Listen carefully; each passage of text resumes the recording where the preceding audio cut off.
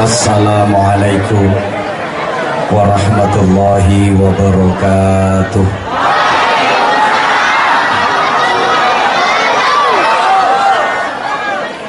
Bismillahirrahmanirrahim. Alhamdulillah, nahmaduhu wa nasta'inuhu wa nastaghfiruh wa nu'minu bihi wa natawakkalu alayhi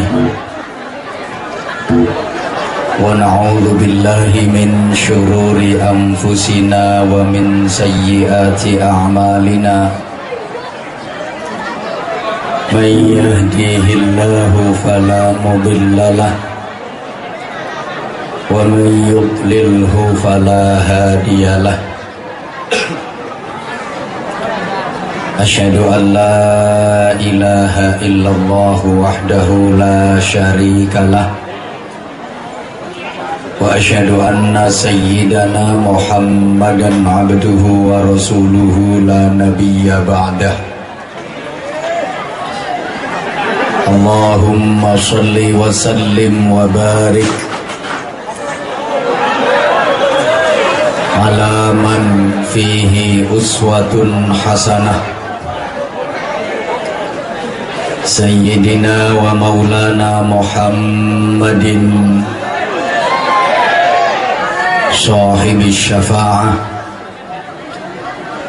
wa ala alihi wa ahli baitihi wa ashabihi wa man tabi'a rushdah. Subhanaka la ilma lana illa ma 'allamtana innaka antal alimul hakim. Rabbi shrah li sadri wa yassir li amri wahlul 'uqdatam min lisani yafqahu qawli waj'al li waziran min ahli. Amma ba'd. Janabal Qurama, Masyayikhuna al-a'izza wa ulama'ana al-ajilla, sedaya para alim, para bapak kiai, para ibu nyai, masyayikh, asatid, para sesepuh lan bini sepuh ingkang kula taklimi, kula suwuni pangestu, kula suwuni pendonga, para pejabat pemerintah dalam semua tingkatannya yang sangat saya hormati, konco-konco remaja, rekan-rekan panitia, konco-konco banser yang saya cintai, yang saya banggakan, hadirin, hadirat, mustami'in, mustami'at, sedaya jamaah ingkang hadir wonten ing majelis mulya siang menika, sedaya mugi-mugi tansah pinaringan rahmat, hidayah, maunah, maghfirah, barokah saha ridhanipun Gusti Allah.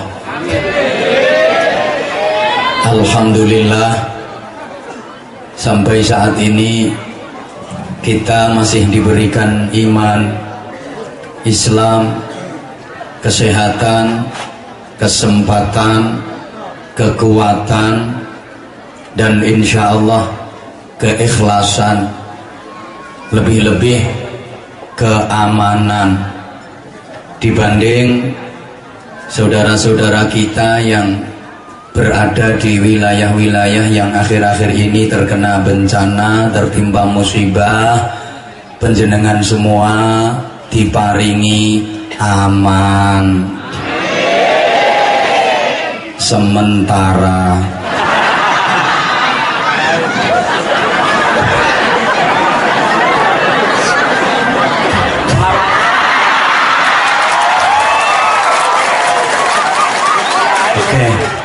Begitu saya berdiri, ibu-ibu, mbak-mbak langsung sorak. Iki bukti ya anjen wong wedok iku seneng sing ngadeg.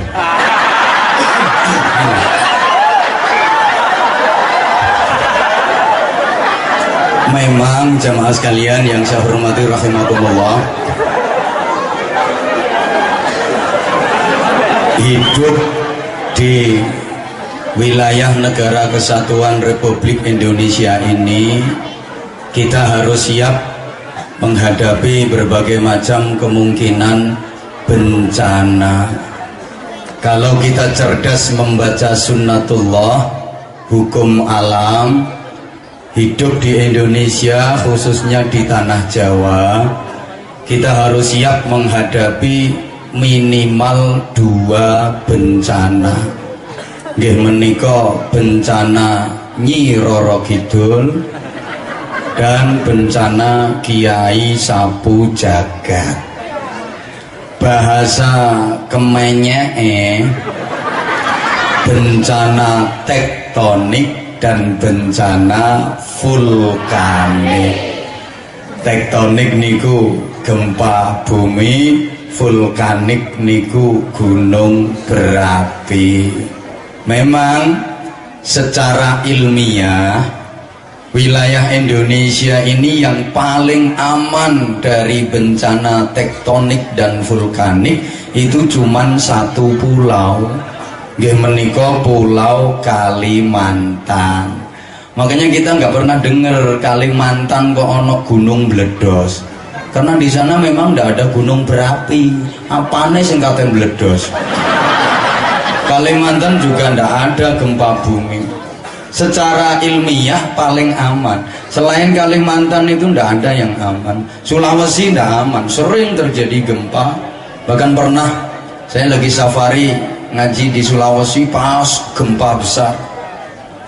Sumatera ndak aman, Papua, Maluku ndak aman, lebih-lebih tanah Jawa. Lek nurut babat tanah Jawi, bener nggak wallahu a'lam, Nusantara ini nanti yang rusak dhisik dhewe iku tanah Jawa. Iki lek ningali, kalau lihat tanda-tandanya kelihatannya udah nggak lama lagi. Kalau memang ini benar, berarti sampean semua yang datang di majelis ini termasuk makhluk terakhir.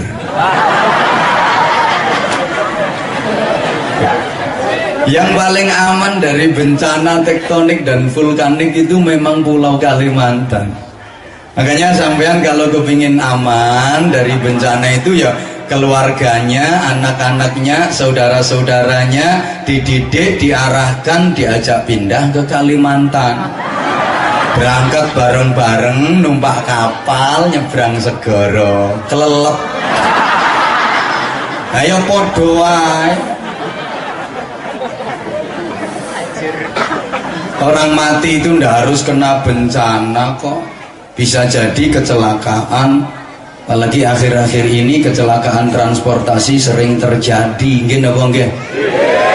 Sampai wong sakniki niku kate lunga iku khawatir, cemas, wedi. Kate numpak bis wedi tubrukan. Kate numpak sepur wedi anjlok, guling, nyungsep. Kate numpak kapal laut wedi kerem. Numpak pesawat wedi. Aku khawatir bapak-bapak aku numpak bojo barang nang wedi. Nggak usah takut. Paling lugur yo iso ramben ngono.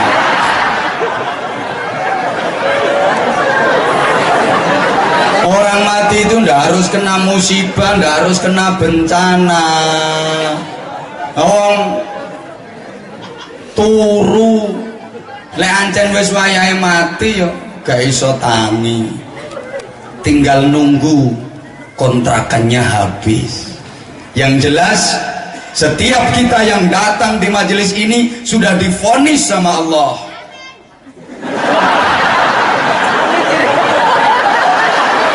Ya bener le, gitu. Divonis mati, amin.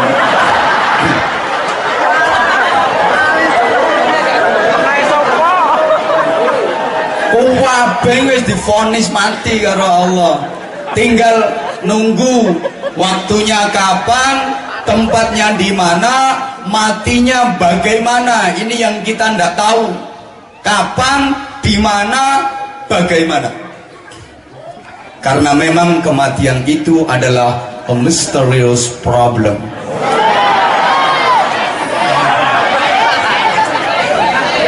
Kiai gaul pasti terjadinya, tapi kita tidak tahu kapan waktunya, di mana tempatnya, bagaimana keadaannya.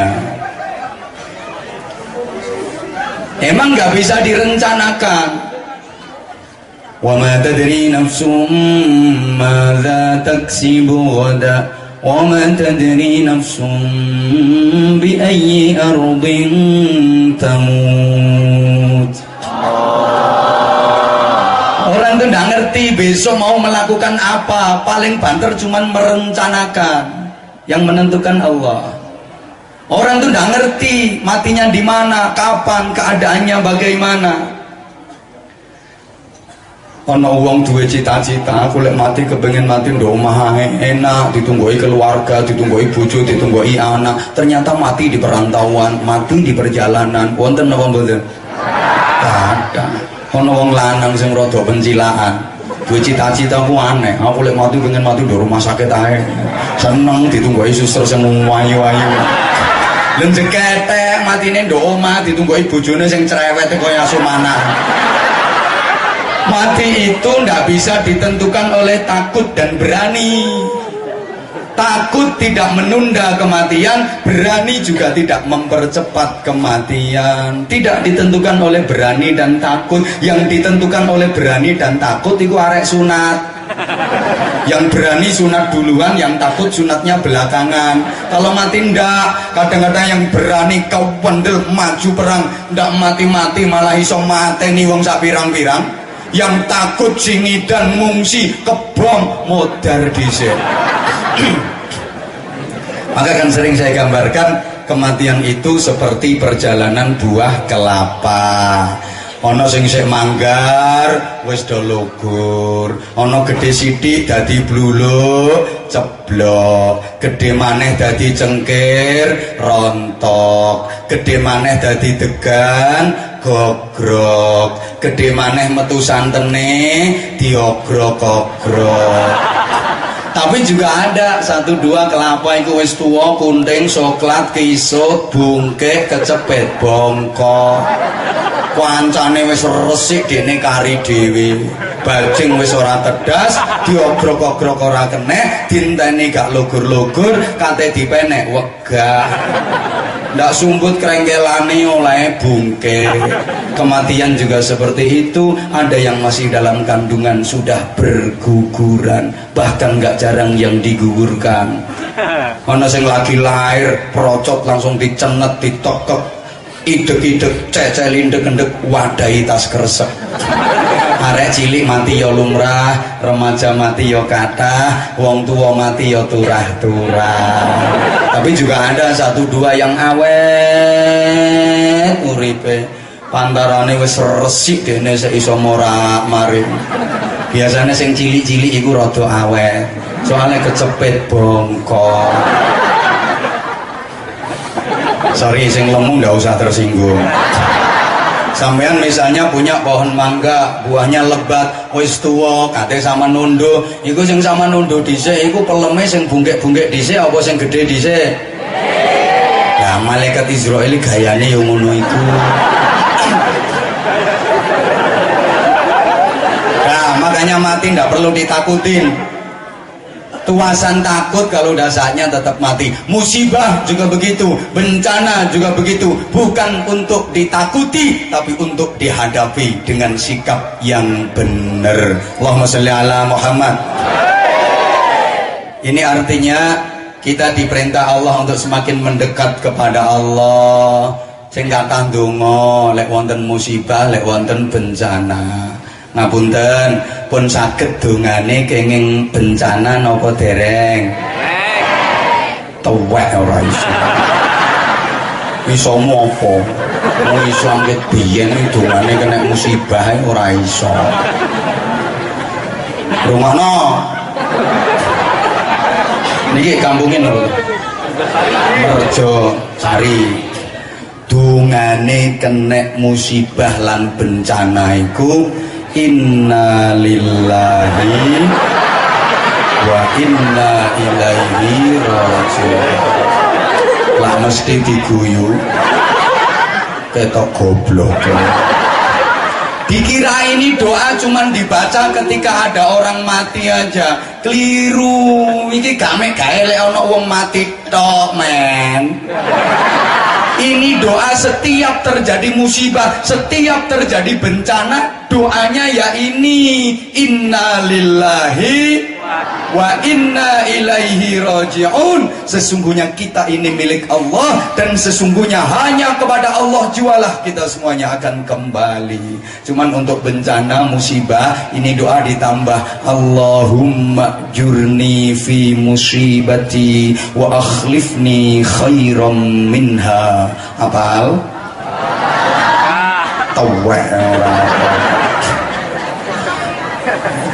Allahumma ajurni fi musibati, ya Allah berikan aku pahala dalam menerima dan menghadapi musibah ini, wa akhlifni khairam minha, berikan aku ganti yang lebih baik.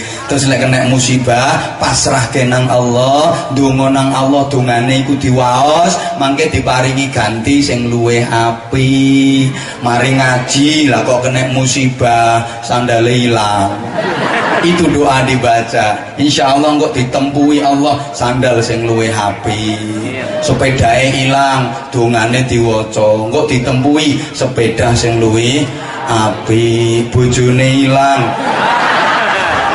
dibaca itu doa, kok ditempui sing luwih apik kaya aku umpamane.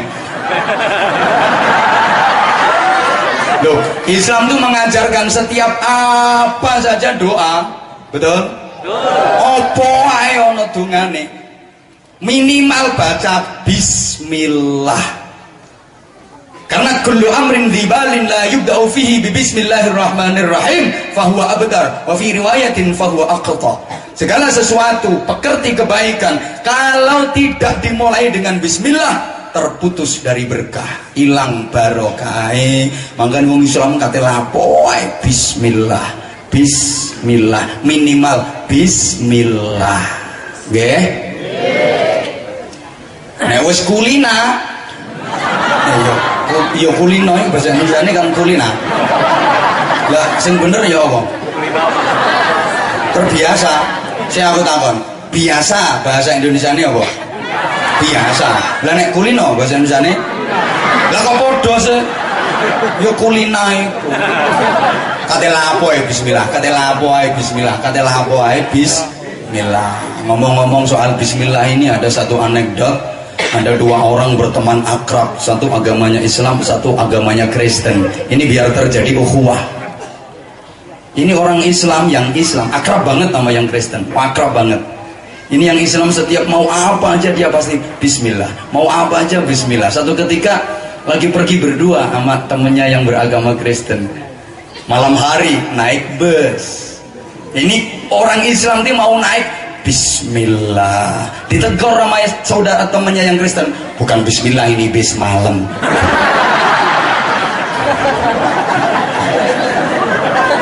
Kata si agama Kristen, ini bukan bismillah, bis malam. Udah begitu turun dari bus, hujan, ada petir, dah. Ini orang Kristen kaget, dia langsung ngomong haleluya. Kata orang Islam, bukan haleluya, ini halilintar.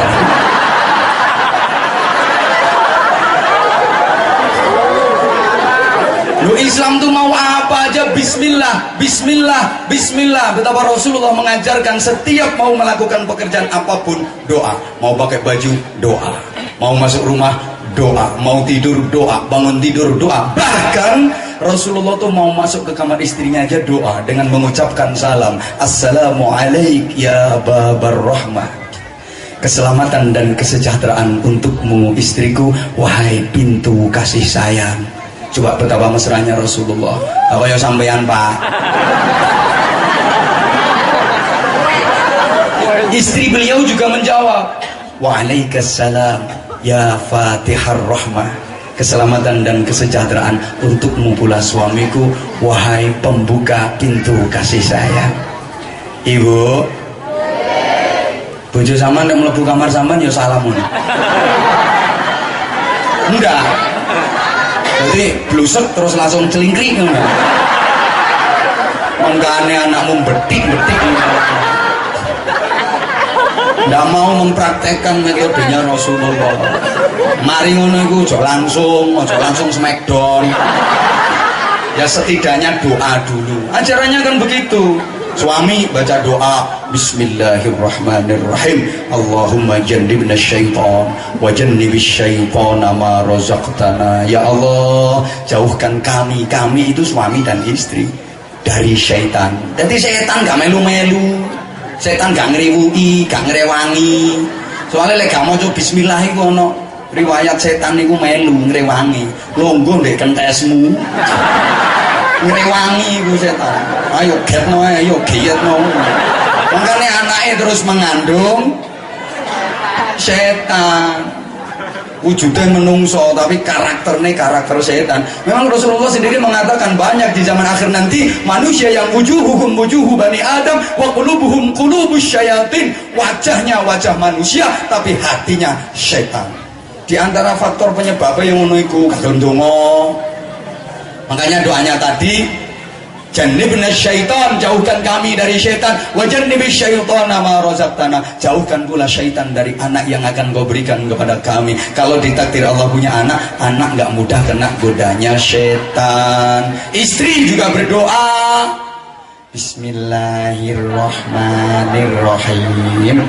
Allahumma barik lana fima razaqtana. Hah? Lah iya kate mangan.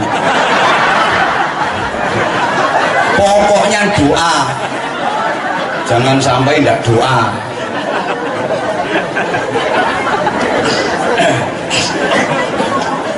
Allahumma sholli ala Muhammad. Nah, Ibu Bapak, jamaah yang saya hormati rahimakumullah.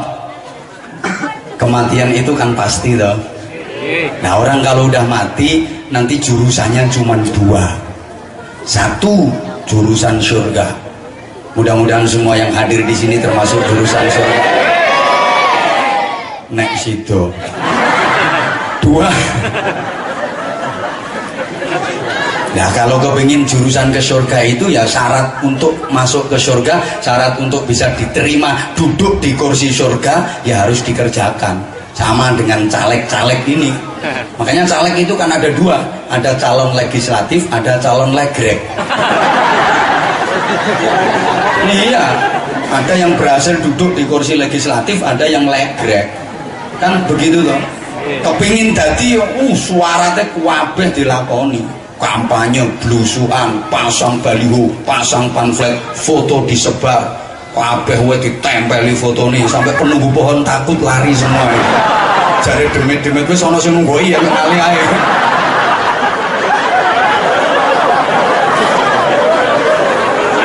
Wah, emang talokno iku pelanggaran niku merusak lingkungan niku.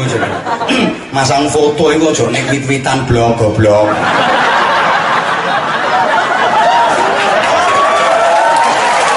Itu pelanggaran di tempat ibadah ndak boleh, di lembaga pendidikan ndak boleh, di pohon ndak boleh, merusak lingkungan nih.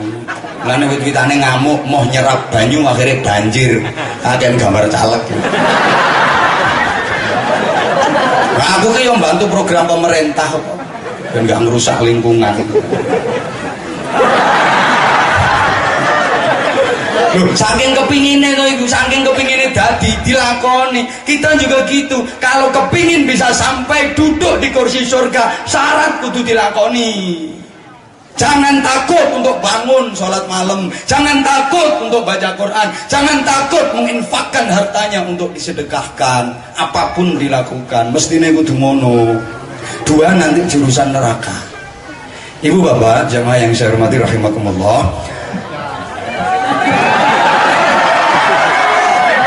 Nek melu nyamoni gak ada cerewet kok. Paling rumono rewel. Wes ini.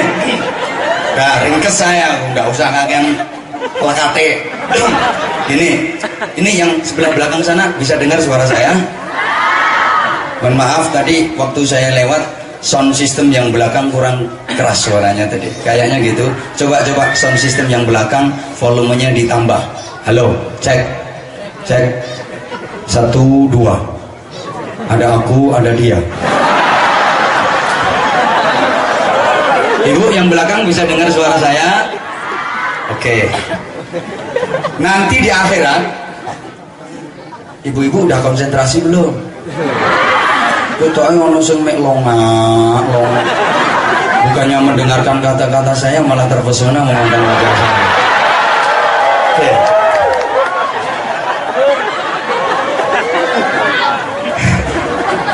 Besok di akhirat tuh penduduk surga bertanya ke penduduk neraka. Ini digambarkan dalam Al-Quran. Ma salakakum fi saqar. Wahai penduduk neraka. Ini yang tanya penduduk surga, yang ditanya penduduk neraka. Kok terguyu sih? Ya nggak iso. Loh, salah satu tanda penduduk neraka itu kan raine buruk-buruk.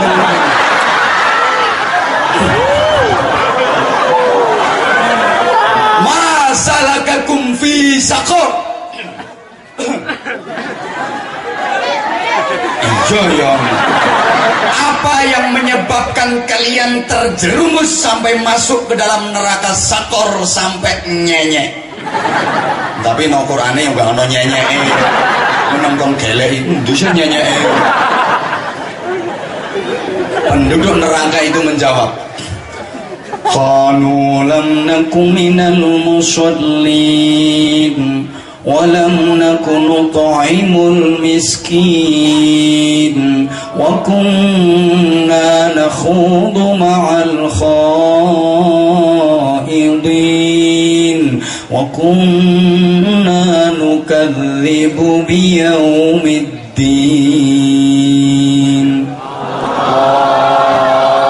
Mereka menjawab, kami masuk neraka sampai ledeh. Ini gara-garanya 4 hal. Yang pertama, lam naku minal musallin. Kami tidak termasuk golongannya orang-orang yang mendirikan sholat. Yang kedua, walam nakun nut'imul miskin. Kami tidak suka memberi makan orang-orang miskin alias kami medit.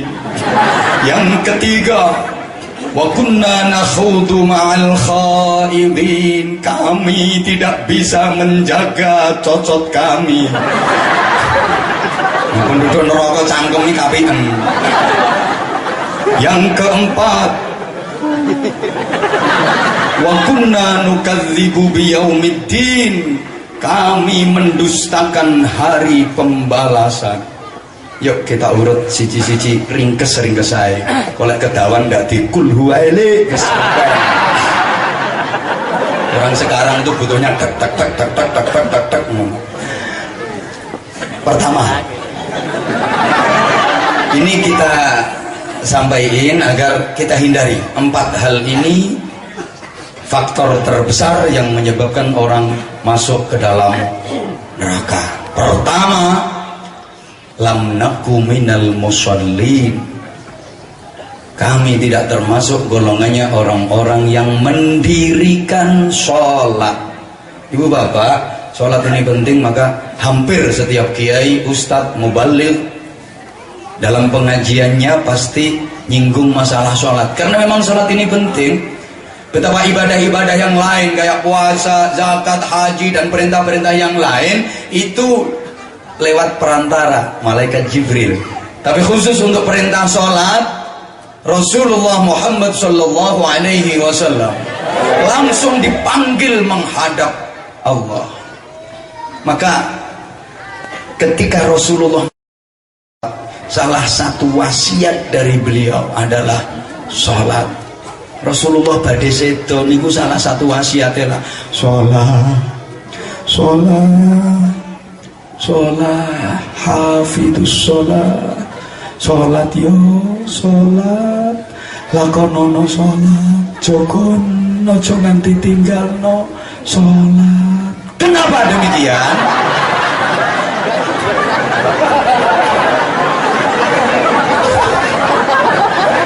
Memang sholat ini paling pokok. Pembeda antara orang Islam dengan orang kafir itu yang sholat. Kalau sholat Islam, kalau tidak sholat kafir. Bismillah. Saya yakin saya ningali wajah-wajah yang hadir di majelis yang mulia ini sedoyo sampun nate sholat. Nate. Cuma persoalannya banyak orang yang ngakunya beragama Islam, yang mestinya sholat maktubah, sholat fardu itu sehari 5 kali, tapi prakteknya 5 hari sekali. Nah, mohon maaf, sholat 5 waktu itu sholatnya wong Islam anyaran. Halo, itu sholatnya wong sik belajar Islam. Sehari 5 waktu itu. Kalau penjenengan warga masyarakat Merjosari Lowowaru Islam Ketbien, mestinya sholat itu tidak cukup 5 waktu. Terus berapa? 7 waktu. Zuhur, asar, maghrib, isya, tahajud, subuh, duha. Yuk diulang bareng-bareng biar hafal. Zuhur. Balik sih. Gak tepat. Balik nih.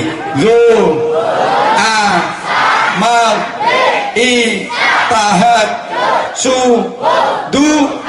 Mudah-mudahan prakteknya sebagaimana cangkemnya.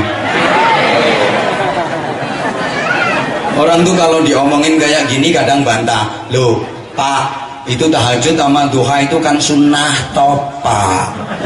Kita tuh suka meremehkan sunnah, padahal kecintaan Allah kepada hambanya itu ada pada amalan-amalan yang sunnah. Kalau kita ingin dicintai Allah, perbanyak melakukan ibadah-ibadah sunnah, dan pahala besar akan diberikan Allah kepada hamba yang rajin melaksanakan amalan-amalan sunnah. Allahumma sholli ala Muhammad. Contoh, sholat wajib, taruhlah maghrib, isya, itu kalau kita kerjakan, yaitu sekedar gugur kewajiban. Memang kita dapat pahalanya cuma 1. Tapi ketika sholat wajib maghrib atau isya ini kita kerjakan digabung dengan mengerjakan sunnahnya, dikerjakan dengan berjamaah, maka kita dapat pahala 27 derajat. Bayangkan, ketika wajib kita kerjakan sendiri cuma dapat 1, ketika kita gabung dengan mengerjakan sunnahnya dapatnya 27. Alhamdulillah. Coba puasa Ramadan kalau kita kerjakan gugur kewajiban kita, emang dapat pahala, ya pahala Ramadan itu. Tapi kalau kita gabung dengan mengerjakan sunnahnya, man shoma ramadhana thumma taba'ahu sittan min syawalin kana kasyamid dahr. Barang siapa yang berpuasa di bulan Ramadan kemudian mengikutinya dengan puasa sunnah 6 hari di bulan Syawal, maka dia seperti berpuasa setahun penuh, mendapatkan pahala berpuasa setahun penuh. Ibu, kemarin bulan Syawal, puasa Syawal nggih Bu nggih? Jare ibu-ibu ngerasa no poso Syawal wong utange gurung nyaur. Kebacut itu namanya. Zakat kalau kita keluarkan gugur kewajiban kita, dapat pahala 1. Tapi kalau kita gabung dengan mengerjakan yang sunnah, diimbui sedekah, diimbui dengan infak, maka kita dapat 700. Luar biasa. Maka sekali-kali jangan pernah meremehkan sunnah, menyepelekan sunnah. Rasulullah itu tidak pernah meninggalkan sholat tahajud sepanjang hidupnya. Rasulullah nggak pernah meninggalkan sholat berjamaah sepanjang hidupnya. Rasulullah nggak pernah meninggalkan sholat duha. Sami kalian yang mriki nggih. Praketen. Wong nek ahli salat tahajud itu bersinar, wajahnya mencorong, ora buruk-buruk ngene. Loh, kalau kita ingin masuk surga, kuncinya mengikuti Rasulullah. Man ata'ani dakhalal jannah, kata Rasulullah. Siapa yang mengikuti aku, patuh kepada aku, maka dia akan masuk surga, kata Rasulullah. Berarti kalau nggak patuh, nggak mencontoh, nggak meniru, dan nggak meneladani Rasulullah, masuk. Ayo sing banter sayang. Kalau mau meneladani Rasulullah, masuk surga. Kalau nggak mau mengikuti Rasulullah, masuk. Rasulullah itu tahajud terus, aktif, duha terus, rutin. Maka orang yang betul-betul meneladani Rasulullah, tahajud, aktif, duha, rutin. Kalau nggak tahajud, nggak duha, berarti tidak meneladani Rasulullah. Kalau tidak meneladani Rasulullah, masuk. Halo, halo. Coba betapa banyak sholat sunnah itu diperintahkan dalam Al-Quran. Salah satunya surah Al-Muzammil. Bismillahirrahmanirrahim. Ya ayyuhal muzammil qumil layla illa qalila nisfahu aw inqus minhu qalila aw zid alayhi warattilil qur'ana tartila. Ya ayyuhal muzammil, wahai orang yang sedang berselimut. Kalau berselimut lagi ngapain, Bu? Qumil laila, bangun di waktu malam. Jangan tidur tok, ojo turu tok, ojo mlungker tok, ojo ngiler tok, ojo ngorok, ojo kelong.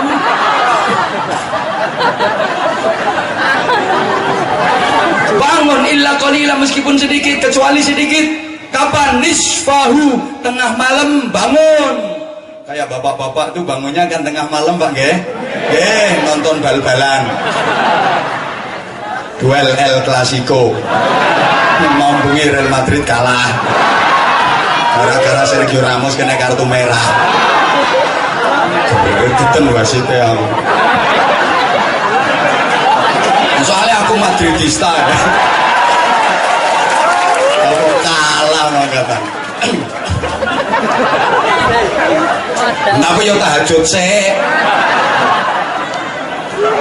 Laman gak terus madhep kiblat ngarepe TV, duduk khusyuk tawadhu tumakninah istiqomah, nek perlu jamaah.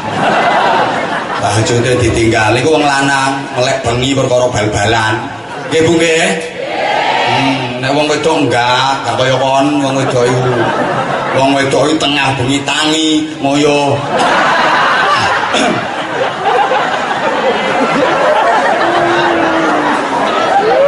Kalau ndak bisa tengah malam bagaimana? Awing qusminhu qalila, kurangi sedikit dari tengah malam, berarti sepertiga malam yang awal. Niru Sayyidina Abu Bakar Siddiq radhiyallahu taala anhu. Kalau bisa, auzid alaih, tambahi lewat tengah malam, sepertiga malam yang akhir. Ini waktu yang paling afdal. Untuk apa? Untuk sholat tahajud. Karenanya, yuk, sholat itu penentu orang masuk surga atau masuk neraka. Ini bukan pertanyaan. Ini jenenge kecerdasan. Kalimat berita kok dijawab. Berarti ki ijazahnya mau SDTT, SD tidak tamat. Aku ki kalimat berita. Sholat itu penentu orang masuk surga atau masuk neraka. Titik, bukan tanda tanya. Lah kok goblok-goblok. Lu wong sing mahasiswa melon jawab kok gimana?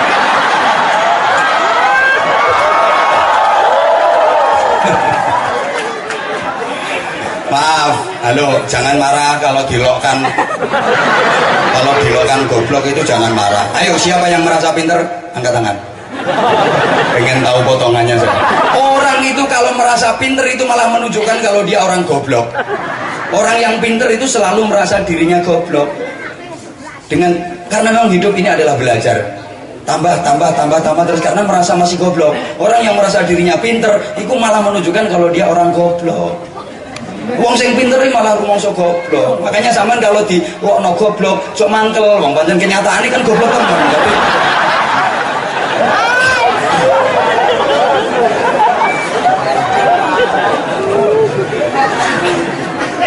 Tadi itu penduduk neraka menjawab lam naku minal musallin, kami tidak termasuk golongannya orang-orang yang mendirikan sholat. Bukan berarti dia tidak sholat loh ya. Bisa jadi udah sholat tapi sholatnya nggak tepat. Mungkin sholat sudah tapi orang genah.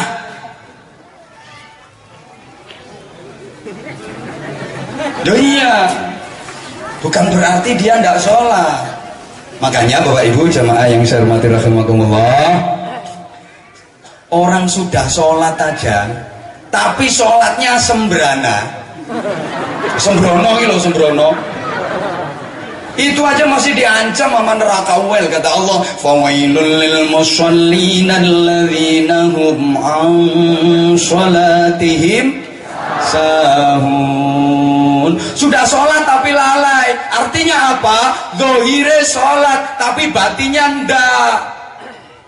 Ketoknya sholat dia, tubuhnya juga melakukan gerakan-gerakan sholat. Ya Allah, Akbar, entul-entul jendit-jendit gobek-gobek kewek-kewek, entul-entul jendit-jendit gobek-gobek kewek-kewek, entul-entul jendit-jendit gobek-gobek kewek-kewek.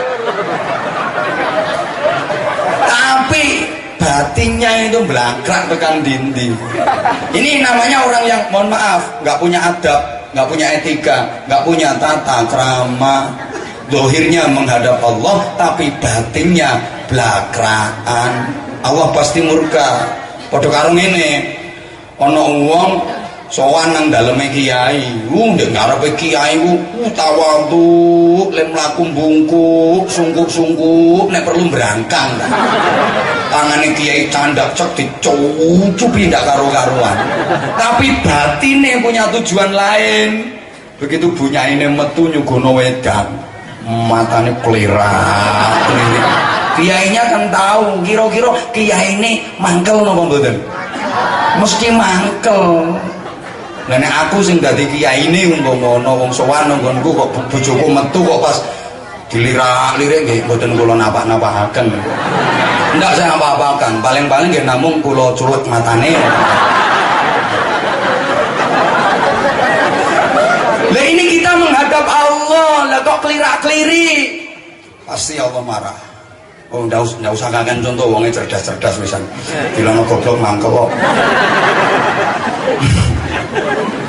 Sehingga yuk jangan diremehkan sekali lagi urusan sholat, karena sejauh ini orang mengerjakan sholat itu ada paling tidak 5 tingkatan. Kira-kira kita tingkat yang mana? Nanti digerayangi dewe-dewe. Pertama, sholat sebagai beban. Ya dikerjakan, ya dilakoni sholat ya untul-untul jendit-jendit gobek-gobek kewek-kewek. Tapi itu menjadi beban. Sholat itu abot, pol, males banget.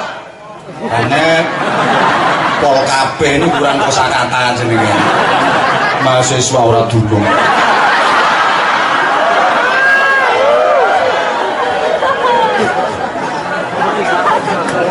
Lagi sing mahasiswa apa mana sing ngene-ngene. Males ono modele salate. Ya dilakoni ya, dilakoni. Cuma wabot, cuma males. Sik Allahu Akbar kabira walhamdulillah katsira.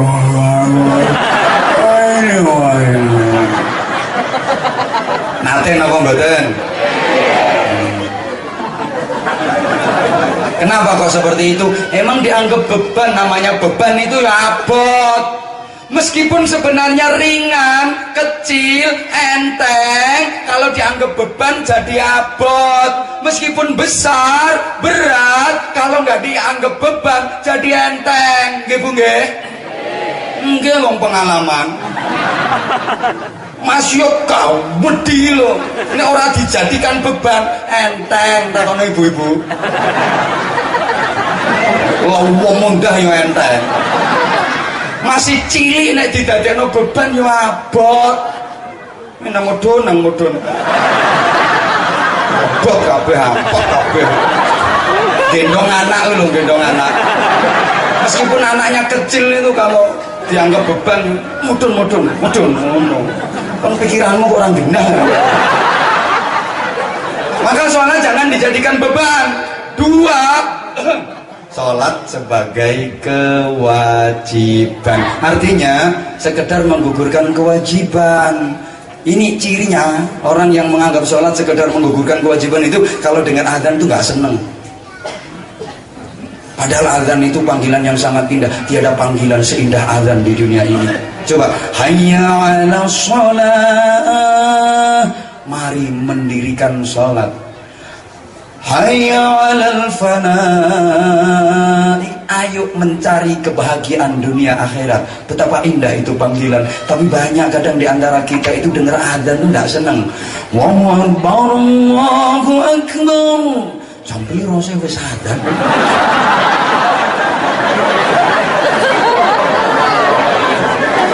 Iki aslinya kan ada terusannya, cuman nggak diomong no. Ojo sakingannya wajib pun males. Akhirnya ya sholat, tapi kan timbangannya gak sholat, timbangannya gak sholatnya merek timbangan. Akhirnya kalau malaikat yang buku catatan amal ya ditulis sholat merek timbangan. Ini betapa ruginya kita nanti kalau ketika pemeriksaan besok di akhirat, catatan amalmu tentang sholat itu isinya mereknya timbangan. Diringkes kalau malaikat Libra.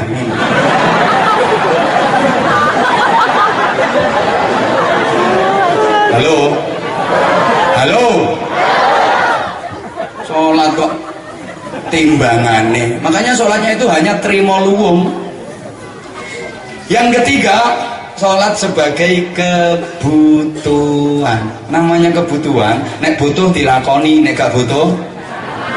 Cirinya orang yang menjadikan sholat sebagai kebutuhan itu, kalau belum sholat itu rasanya kayak ada yang mengganjel. Koyo kurang ganjel gak enak kabeh. Tapi begitu selesai dikerjakan, lega. Nate napa mboten? Sering banget. Berarti ini sholat hanya sekedar dianggap sebagai kebutuhan. Sholat sama dengan makan. Iya toh? Woi. Kalau belum makan ini kerucuk. Begitu dileboni belum lep. Lega. Karena kebutuhannya sudah terpenuhi. Betapa kurang ajarnya orang seperti ini. Woi. Hanya kebutuhan, berarti sholat kudu karo ngising barang itu. Nek ngurung ngising mau mules selentep melili-lili dak karuan, begitu ditoke plong lega. Karena kebutuhannya sudah terpenuhi. Lho ya toh? Lho kita harus meningkat, wong Islam ke biyen kok sholat yang mono yamene trimo ngono ae ndak ada peningkatan. Islam model apa sampean? Halo.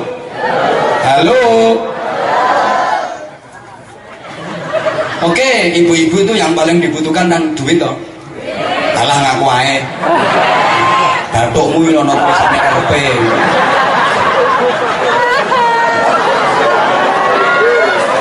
Itu paling dibutuhkan itu.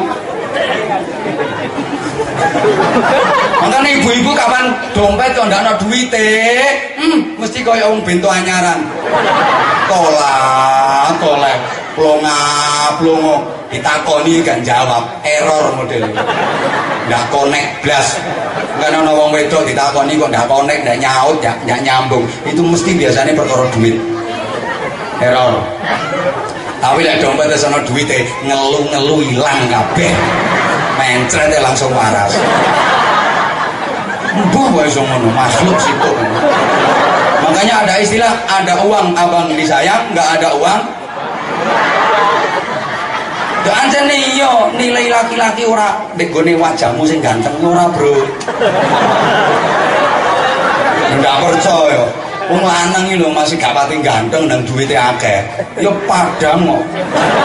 Sepadang ngono disawang. Guyu ya bior. Rupane nggo ganteng ndak melarat gak ndek duit. Ya kebior. kaya TV gak ono antene. Untuk HP gak ono sinyale. Modelnya ngono anjane. Oke, jadi berarti sholat hanya dianggap sebagaimana duit, kebutuhan. Tidak benar. Ayo kita tingkatkan. Yang kelima, menjadi cinta dan kenikmatan. Kalau dasarnya cinta, pasti semangat. Betul? Tidak ada kata males. Kalau dasarnya cinta, pasti enteng. Tidak ada kata berat. Contoh, arek lanang goncekno gendakane. Oh masih gendakane lau. Mune standar internasional. Nggak ono kata-kata abot, enteng kabeh. Loh. Masih gak cinta contone, arek-arek goncekno mbokne. Goncekno ibuke lho. Masih dawilu, suwene sih bu gak teko-teko nggon. Sekolah ae tak ceblokno sisan. Padahal ibune yo cilik kunting ya abot.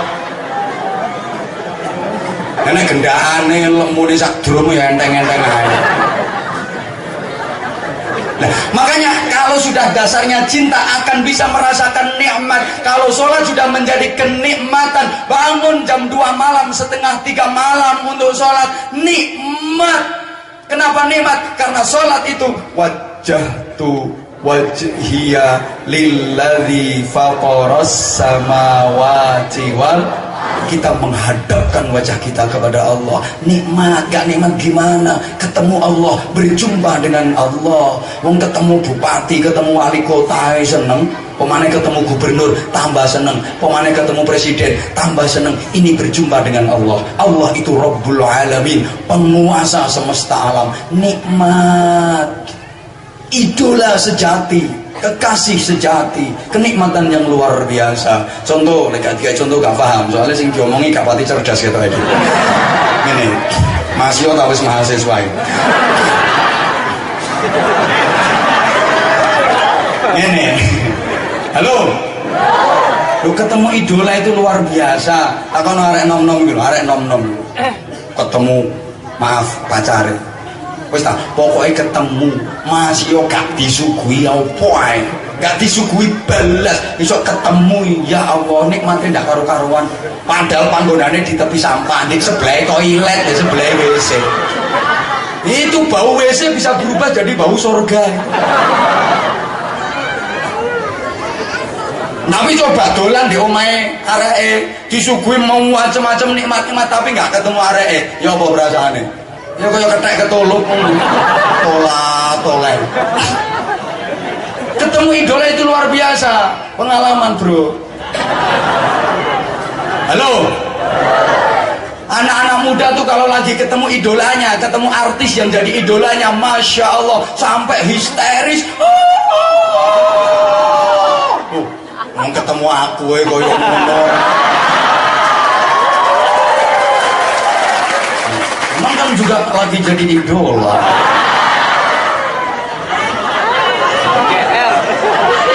Juga GR kenyataan kok. Gue wangi ngatik di pinggir panggung, sesek-sesekannya perkara apa. Kan hanya kepengen jumpa idola. Sama nih lu nunggu bojo sampean dewi lu kon ngadeg 2 jam gak kira betah. Tapi karena perasaan seneng ini duduk berlama-lama ndak terasa. Kayak anak-anak muda tuh yang ketemu sama artis idolanya sampai histeris. Semaput lu dibelani. Padahal iku artis yo padha wonge. Sama yo gak dikai apa-apa karo artise. Iku yo wong ngentut yo padha basine. Lebih-lebih ini ketemu idola sejati Allah Subhanahu wa taala. Betapa bahagia. Sehingga Rasulullah itu kalau sholat malam sampai kakinya bengkak saking nikmatnya. Pun saged tiru ngoten napa dereng? Podo. Makanya kita harus belajar dan belajar. Kita contoh Rasulullah itu kalau tidur cara saiki ya jam 9 malam, bangunnya jam 2 malam. Sami kalau ngeten-ngeten iki. Tidurnya jam 2, bangunnya jam 9. Jadi usolli fardhu subhi rakaataini mustaqbil qiblati kawanan lillahi ta'ala.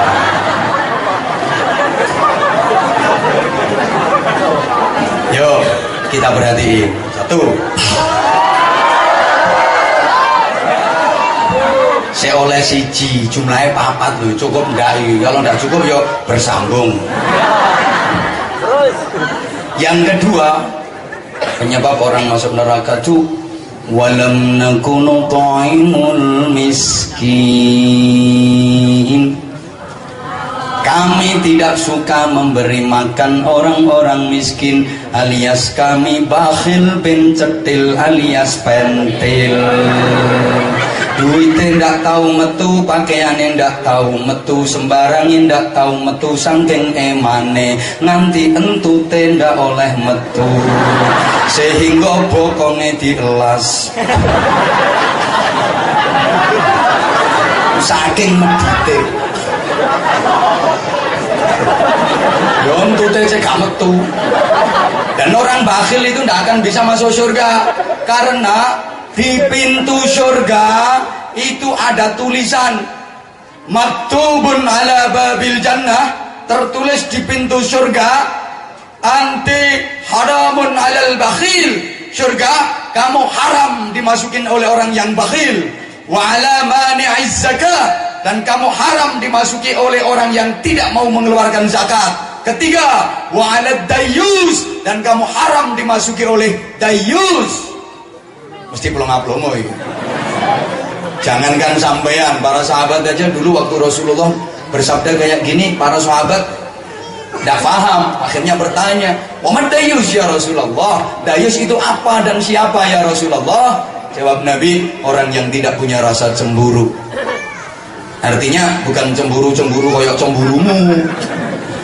Keluarganya melakukan dosa, melakukan maksiat, dia diemin. Dia tidak mau nasihati, dia nggak mau membina, mendidik menuju yang baik. Mohon maaf, suami membiarkan istrinya melacur, dayus. Ada orang tua menjual anaknya, dayus. Halo, buka direken.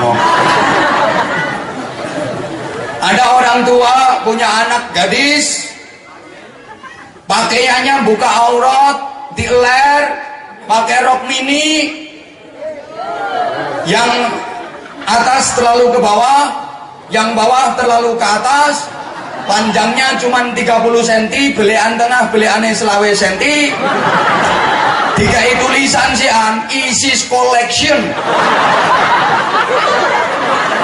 Tahu anaknya pakaian kayak gitu dibiarin, dayus.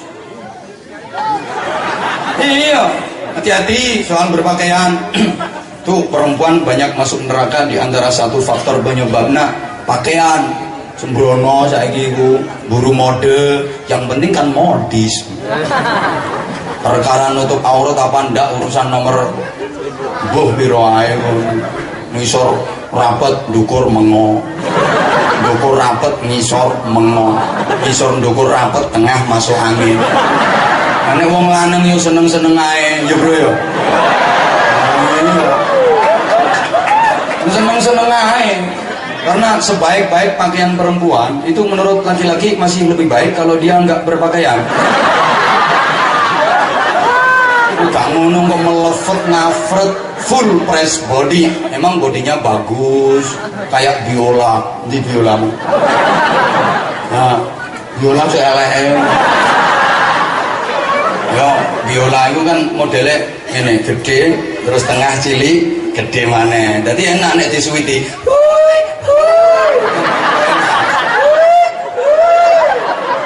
Karena ibu-ibu kene iki kan mek.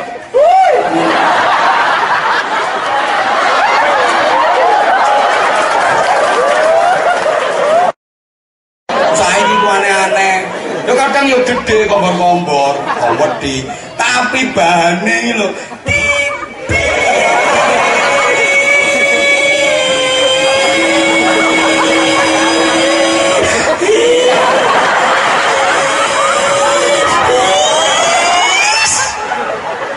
Saking tipise adek gak gawe rangkepan jeruane ketok kabeh. Ya Allah, Bu, kula niki wis kadung dipanggil ustaz, wis kadung dipanggil kiai, mbok temen mbok gak ya paling akeh gawe ya. Kan masih muda toh. Kalau lihat wanita yang pakai pakaian kayak gitu, subhanallah, hati saya tuh merasa seneng. Artinya seneng nasihati, seneng nuturi. Yo senengku gak padha karo senengmu, Bro. Pikirane yo. Ya Allah, kok gini yo, nasihatin lewat ngaji-ngaji kayak gini. Makanya kadang-kadang tak lok-lokno itu kan tujuannya nasihati to. Ngono lho. Sing ndukur yo ngono gak kok terus kene gulu rapet ndak. Ngene. Bawah dada atas udel. Lah ndukur iki kewer-kewer. Sing tengen sinabung, sing kiwa kelut. Mangkane jeblos karo sembuh. Prihatin kita, prihatin. Loh, kalau udah nggak bisa dinasihatin, lihat kayak gituan, bisa saya cuma doa dan doa. Ya Allah, moga-moga dicoloti kiri, karuan dikewel, tek, melenak. Itu kalau dibiarin ada keluarga yang kayak gitu, dayus, nggak bisa masuk surga meskipun kamu nggak ikut seperti itu. Rokok, termasuk orang bakhil, nggak bisa masuk surga. Ini simpel saja dalilnya, nggak usah saya ngangel-angel sama saya ngapal lah. Ini gak apal ya kebacut. As-shadaqatu tadfa'ul bala. Sedekah itu kan bisa menolak bala, baik bala di dunia maupun bala di akhirat. Kalau sedekah bisa menolak bala, kalau tidak sedekah, kalau medit malah mendatangkan bala. Lah yang ngono to modele. Wis nggih ngono ae to masih gak ngerti. Ben cepet urusane. Tak baleni. Kalau sedekah itu menolak bencana, menolak bala dunia akhirat. Kalau tidak sedekah medit berarti malah mendatangkan. Ini sudah dibuktikan oleh Allah. Di kita tuh sekarang hampir tidak ada hari tanpa bencana, tidak ada hari tanpa musibah. Lihat Jakarta, kota-kota besar, hampir tiap hari terjadi kebakaran. Sama kalau lihat di televisi, hampir tiap hari ada berita kebakaran. Perhatikan tuh yang kebakaran rata-rata tempat-tempat usaha, pabrik, gudang, mall, mil. Mall gede, lek mil cilik. Pasar, toko, rata-rata tempat-tempat usaha. Pertanyaannya, disakatin ndak ini? Ditono sedekahin ndak ini? Ini kan langsung batin, takono dhewe kono. Coba sampai kereta api nyungsep goleng tubruan, tanya itu sama direktur kereta api, dizakati tak gak tiap tahun itu? Tok kono sedekahe tak gak, yang ngomong takono dhewe.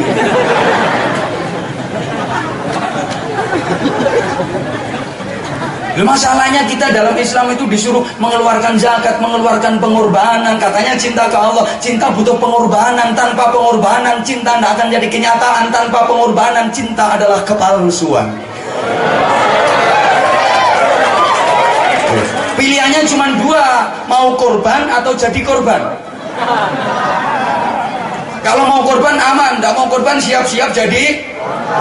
Ini Allah kalau sudah nggak seneng sama sampean, gampang caranya. Suruh nurut nggak mau, suruh keluarin sebagian hartanya untuk infak sedekah nggak mau. Allah murka, gampang. Bumi diperintah sama Allah, bumi dalam Allah mulai bumi mulai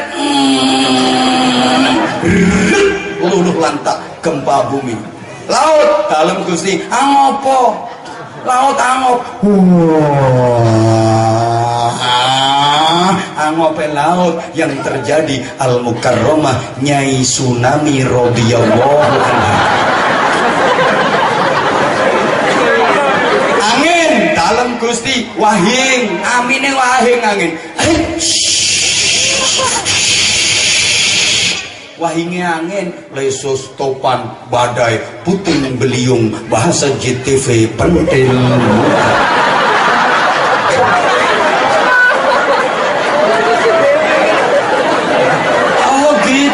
Gampang banget, pancet ndablekmu gunung dalam Gusti ngentut gunung.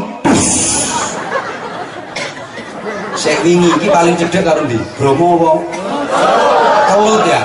Iya kemarin cuma ngentut, lek ndablekmu pancet meneh kelut iku mencret.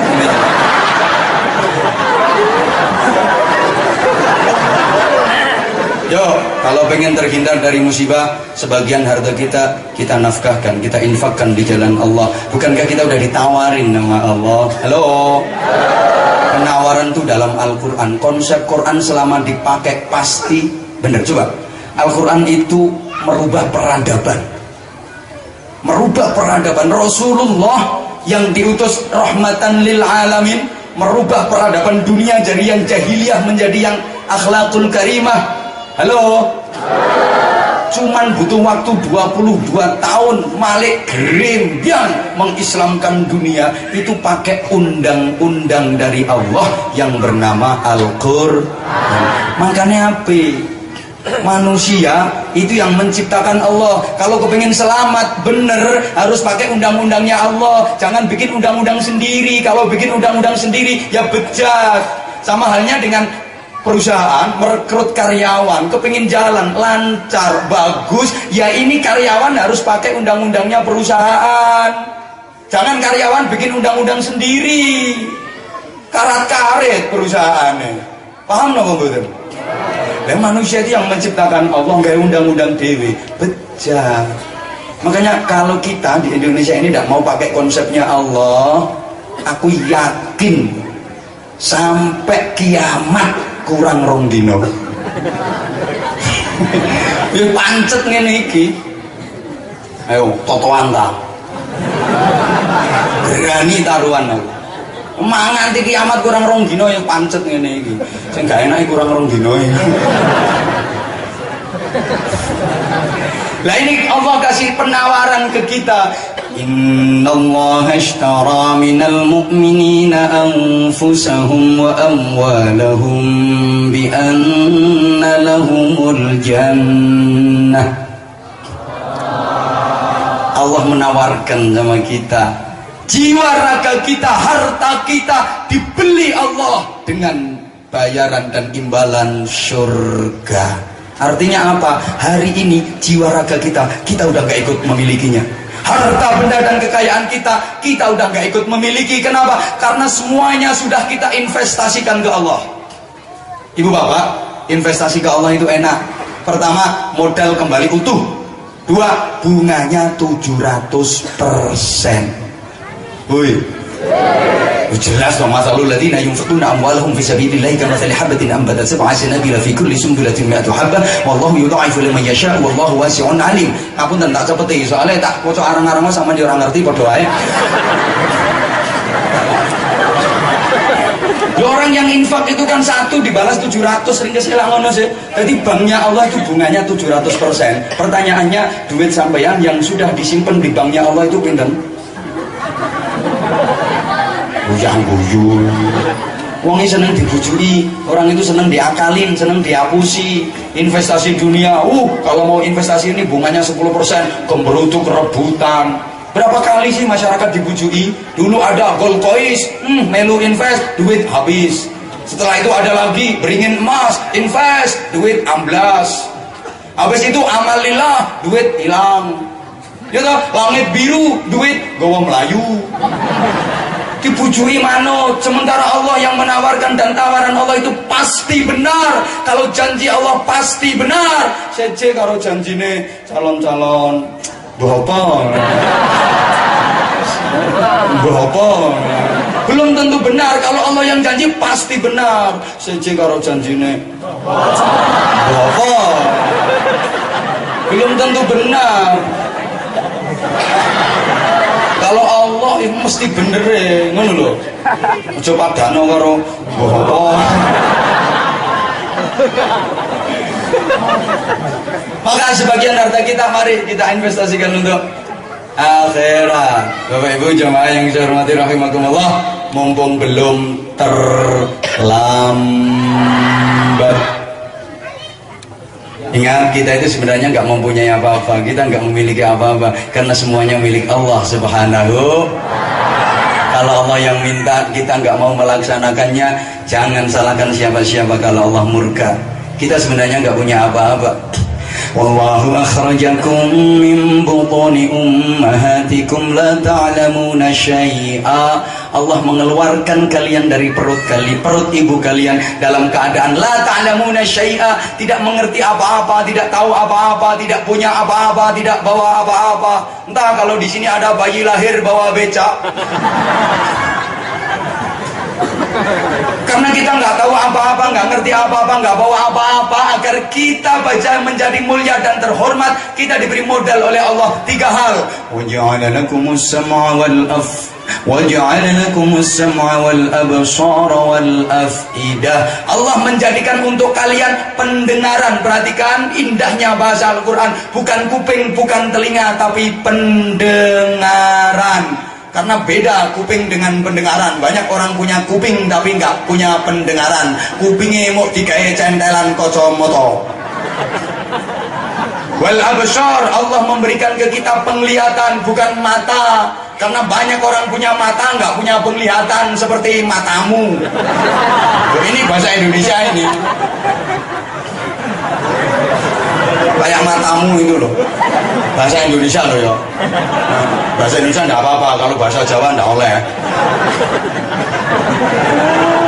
Wal afidah, diberi hati dan perasaan. Ini yang sekarang udah mulai luntur di negeri ini.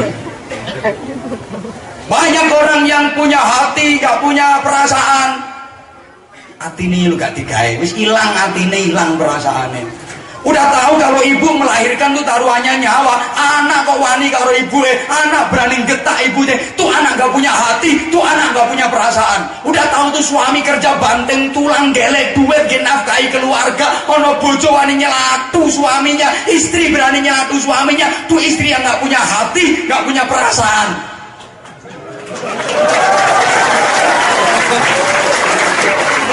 Udah tahu kalau istri itu kerjanya berat, nggak karu-karuan, sampai gembol sangang wulan punjul hasil pecicilanmu.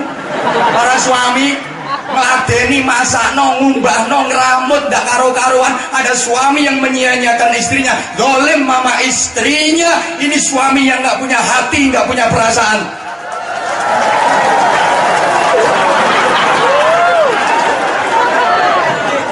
Ada jamaah pengajian yang kiainya ngaji udah lama 1 jam lebih masih dikongkon terus. Ini jamaah yang gak punya hati, gak punya perasaan. Ada panitia pengajian ngundang kiai ngajinya lama tapi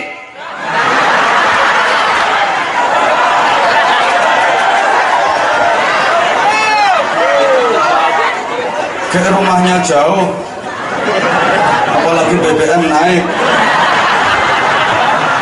Itu nggak punya perasaan. Sekarang tuh udah hilang ini perasaan. Makanya mohon maaf 3 hal modal dari Allah ini kalau tidak digunakan neraka jurusannya. Walaqad dzara'na li jahannama minal jinni wal ins, sungguh aku penuhi neraka jahanam ini dari golongan jin dan manusia. Kenapa? Lahum qulubul la yafqahuna biha. Mereka punya hati tapi tidak mau memahami dan memahami untuk apa hakikatnya dia dihidupkan oleh Allah. Walahum a'yunul la yubsiruna biha. Mereka punya mata tapi tidak digunakan untuk melihat tanda-tanda kekuasaan Allah, ayat-ayat Allah. Walahum adhanul la yasma'una biha. Mereka punya telinga tapi tidak digunakan untuk mendengarkan peringatan-peringatan dari tak buta 2 mata namun tiada melihat,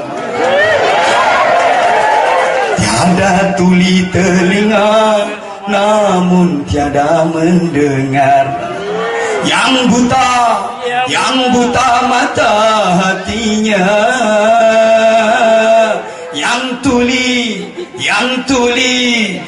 tuli kesombongannya, sehingga tiada melihat tanda kebesaran Tuhan, sehingga tiada mendengar peringatan dari Tuhan.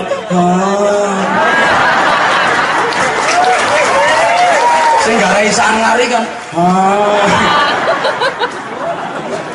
Nah itu kan yang juga teko ayat iku tuh. Wong wingi Roma rundingan karo aku. Roma rundingan.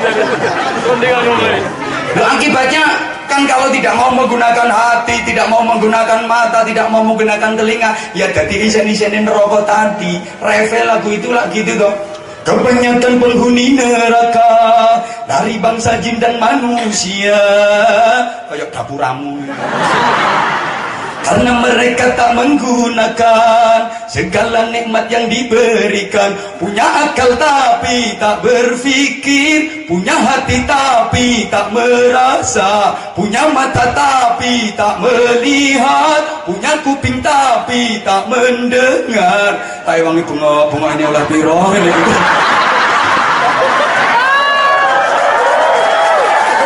Sebagai manusia yang punya perasaan, kan kalau tak digunakan maka seperti hewan.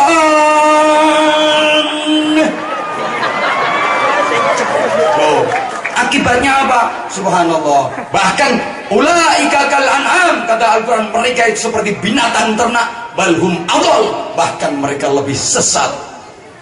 Beberapa waktu lalu saya tuh pernah lihat televisi, pas nonton televisi acara iku lho, kewan sing aneh-aneh gitu. Pokoknya lah ono to, sebuah apa iku arane. Pokoknya aku pas nonton ono kewan aneh-aneh. Ceritanya gini. Ada seekor kucing.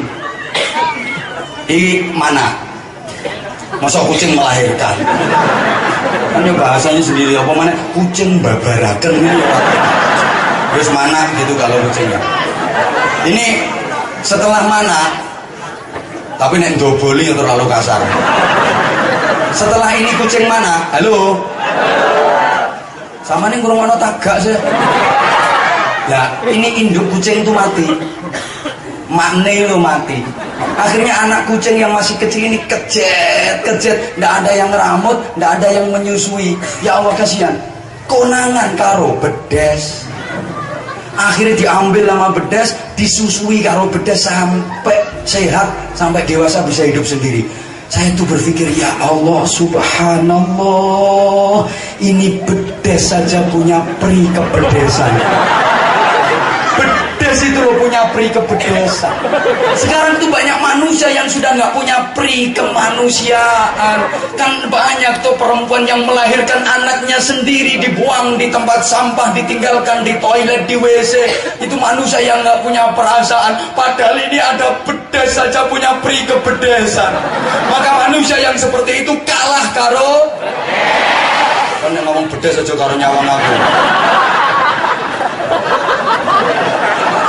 Sisa. Masya Allah, prihatin. Wes mau sampean durung salat asar ngono. Kapan? Ya wong adzan asar lho sampean wis ngumpul ndek kene. Iki lek tak terusno aku sing salah lho. Kalau saya salatnya di jamaah. Aku musafir lho. Sampean wes kurang. Nggak mau dewe. Ya yang ketiga, orang yang menyebabkan orang masuk neraka itu wa kunna nakhudu ma'al khaidin, kami tidak bisa menjaga lisan kami. Jangan suka ngerasani ibu pertanyaannya sampai jam 5 kurang seperempat iki sama nek ngerasani wis oleh wong pira? Ngerasani, goro, fitnah, tunda-tunda, adu-adu, pokok jaga lisan kita. Salamatul insan fi hifdzil lisan. Selamat tidaknya manusia dunia akhirat tergantung bagaimana dia menjaga lisannya. Terus kalau mampu menjaga lisan dengan baik, insya Allah kita nanti akan terbebas dari neraka. Dan yang keempat, wa kunna nukadzibu biyaumiddin, kami mendustakan hari pembalasan. Kami tidak yakin bahwa setelah kematian akan ada pembalasan. Ingat Bapak Ibu, terutama sing pun sepuh, peringatan kematian sudah datang. Di antaranya, kalau ini tanda-tanda sudah datang, siap-siap menghadapinya. 1, rambut sudah putih. Waduh guru. Makanya nyemir rambut hitam itu tidak boleh. Asalnya putih disemir jadi hitam haram. Ngilangno tanda kematian. Wong iku nek rambutnya sik ireng rumangsa matine sik suwe. Tapi nek rambutnya putih kan dingkluk, mlakune dingkluk. Putih. Ini rambutnya putih ketok bokong semok keplorok-plorok. Culek ae matane.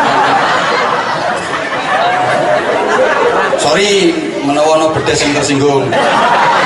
2, kulitnya udah keriput, itu tanda kematiannya udah deket. Sawangan wae dhewe-dhewe gak ada nyawang wae kancane. Kok wekmu yo wekmu. Wekmu dhewe sawangan gak usah nyawang tanggane kok wekmu yo. Wekku gurung. Iya kok kandhani kok. Tiga. Untune wis merotoli. Masih tadi pasang untuk palsu. Sing tuwek rawani guyu ketok. 4. Mripate wis bawur. Awangi gak kate cetha maca SMS iki. Ngono ae sik utak gabung.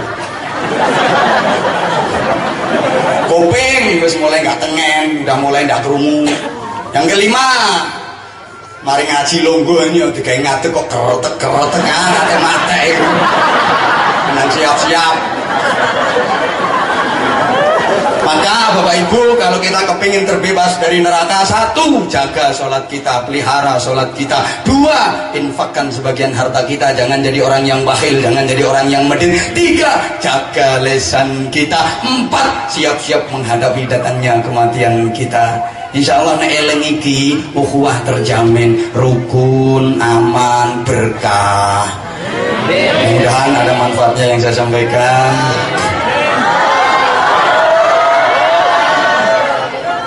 Gak ngurus.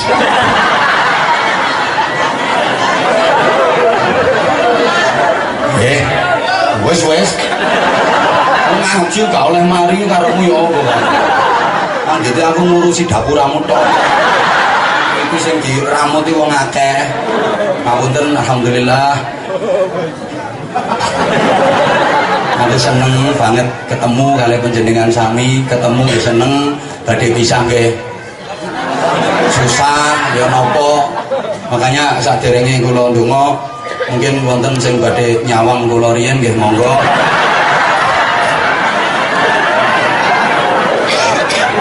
Nah pangapunten ingkang agung, sareng-sareng kita nyuwun dhateng ngarsane Allah dipun paringi slamet donya akhirat. Al-Fatihah. A'udzubillahi minasyaitonir rajim. Bismillahirrahmanirrahim. Alhamdulillahi Rabbil Alamin Ar-Rahmanir Rahim Maliki Yawmiddin Iyyaka na'budu wa iyyaka nasta'in Ihdinas siratal mustaqim Siratal ladzina an'amta 'alaihim ghairil maghdubi 'alaihim waladdallin Rabbighfir li wa liwalidayya wa lil mu'minina amin ya rabbal alamin Allahumma shalli 'ala sayyidina Muhammadin wa 'ala alihi sallim radhiyallahu tabaraka wa ta'ala an kulli sahabati Rasulillahi ajma'in walhamdulillahi rabbil alamin Allahumma ij'al jam'ana jam'an marhuma wa sulhana sunnatan mubarakah wa tafarraqana min بعده تفرقا معصوما اللهم انك تعلم ذنوبنا فاغفرها وانك تعلم عيوبنا فاسترها وانك تعلم حاجاتنا فقضها كفى بك وليا وكفى بك نصيرا اللهم انا نسالك الخير كله ونعوذ بك من الشر كله يا من بيده الخير كله اللهم سلمنا وسلم ديننا وسلم دنيانا وسلم اخرتنا ولا تسلط لنا زعي ايماننا ولا تسلط علينا من لا يخافك ولا يرحمنا وارزقنا خير الدنيا والاخره انك على كل شيء قدير وبالاجابه جدير ربنا اتنا في الدنيا حسنه وفي الآخرة حسنة وقنا عذاب النار وقنا عذاب النار وقنا عذاب النار وأدخلنا الجنة مع الأبرار برحمتك وفضلك يا عزيز يا غفر يا رب العالمين جزا الله عنا سيدنا محمد صلى الله عليه وسلم ما هو أهله بفضل سبحان ربك رب العزة عما يصفون وسلام على المرسلين والحمد لله رب العالمين. Matur suwun lan nyuwun pangapunten atas semua salah dan khilaf. Hadanallahu wa iyyakum wa waffaqanallahu wa iyyakum lima yuhibbu wa yarda. Assalamualaikum warahmatullahi wabarakatuh.